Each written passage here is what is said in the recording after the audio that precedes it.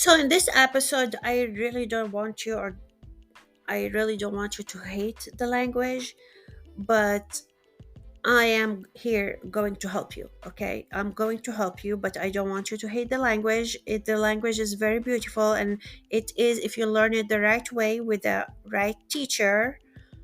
I teach Arabic, by the way, one on one. Anyway, so if you learn with the right teacher, you're not gonna hate it. You're gonna love it, and it's pretty easy.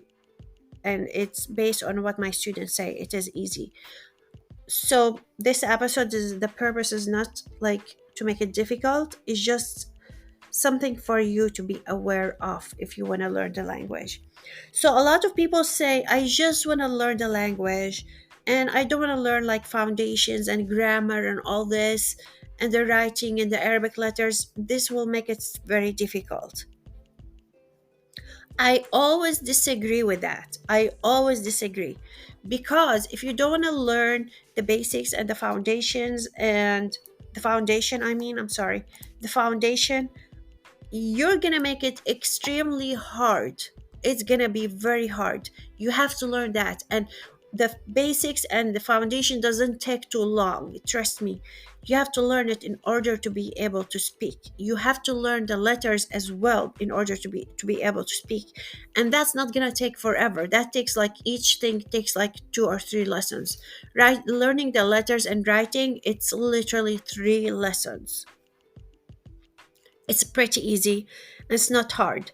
So I'm going to give you a reason why I always recommend that you learn the right way. And in my opinion, that's the right way. Now, if you are my student, you want to just learn, or you want to be my student and you just want to learn basic things, or you don't want to take too long and all that, we can find a strategy for you.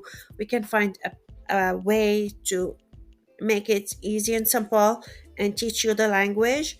However, if you want my opinion, I always recommend learning the foundation and the basics before anything else. Now, let's get over this. Movements.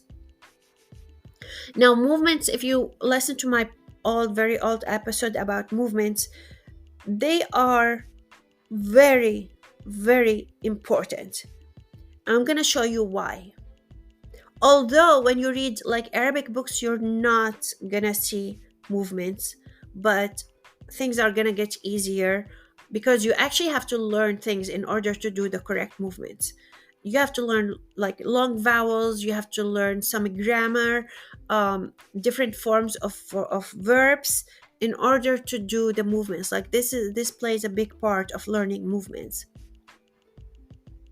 So now, and it's gonna get better with practice and with learning, with all that. So now I'm gonna give you some words in Arabic.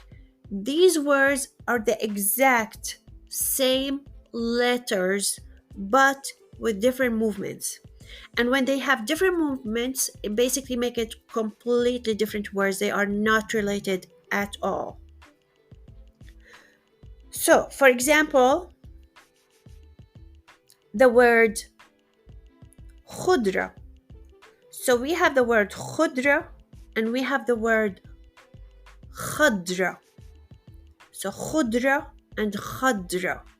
So these two words, they are exactly the same letters, but there are different meanings. Khudra means vegetables. Khadra means green for a feminine. If you know, every object we have is either masculine or feminine. So khadra, even colors, we make them masculine or feminine. So khadra is referring to green for something feminine.